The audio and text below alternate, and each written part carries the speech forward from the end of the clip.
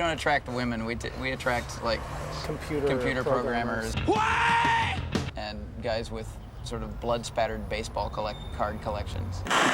Bob is the great rationalist. Todd has a great sense of style. Steve has never-ending charisma. Wow. It's pretty simple. Steve flails about crazily. Todd is the star. And I'm kind of the anchor in the corner. I personally don't see any real triumph in selling a record to someone who won't appreciate it. Obviously. That's what a great proportion of promotion is focused on, is trying to get anybody to buy a record. One of the biggest advantages to not throwing ourselves in front of people all the time is that we can sort of engineer a semi-private, or at very least a less than flamboyant show or event or whatever. She flies as a crow flies in a straight line, straight to hell. Why? Pathetic! Pathetic! Pathetic!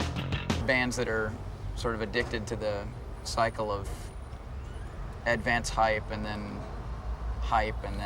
event and post-event coverage. They really have to play everything for maximum grandstand appeal.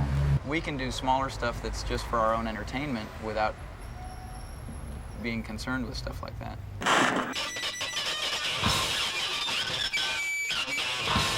We all have jobs and don't get together that often to practice or record, maybe once a month, once every 2 months. So our band time frame is stretched out from a normal band's time frame. So, you know, a week of Shellac takes 6 months. So I think in a lot of the Shellac songs, there are a lot of parts that just, we go from one part to the next by watching each other. And, you know, it's all, there's no specific number of times we do something. So if we weren't playing it all together, we wouldn't know when to change to the next part. Too late for Satchel Paige. Gary Cooper's story. It shines like Sam Mason A's outside.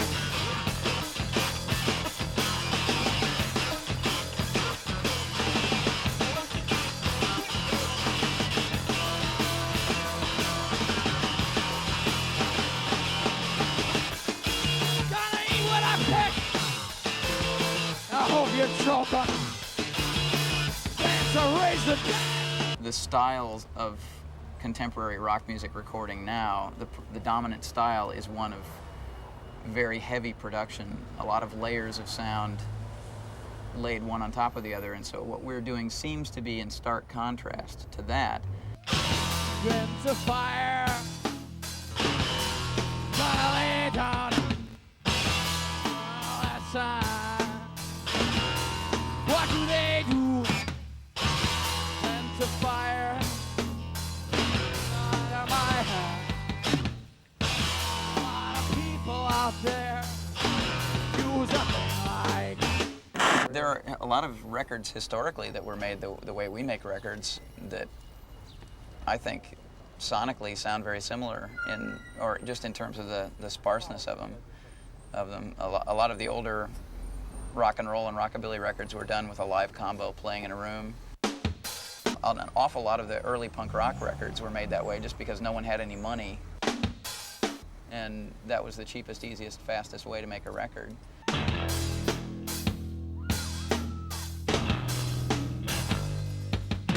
The influences around for me, starting with the Ramones and then going through the whole litany of the early punk rock bands, the ones that I remember being the most important are the Chrome albums, Perubu, Television, Throbbing Gristle, Suicide, Kraftwerk. I mean, I tended to really cling to bands and records that were bizarre worth more than the boat. Some of the more important records to me, I think, in my life have been Mission of Burma, Versus album, I'm not ashamed to hum along to ABBA now and again. and the second Dinosaur record, You're Living All Over Me, and Slint, Spiderland record, probably my three favorite records of the past 10 years. You had all the stuff in me. Only go with you anyway. Every time you let your chance to prove, never saw what I would do, and you're acting never fall. And I'm at it. And I'm at it. I sort of feel like the music we make is intended for a select audience, you know, people who will appreciate it, and other people shouldn't try.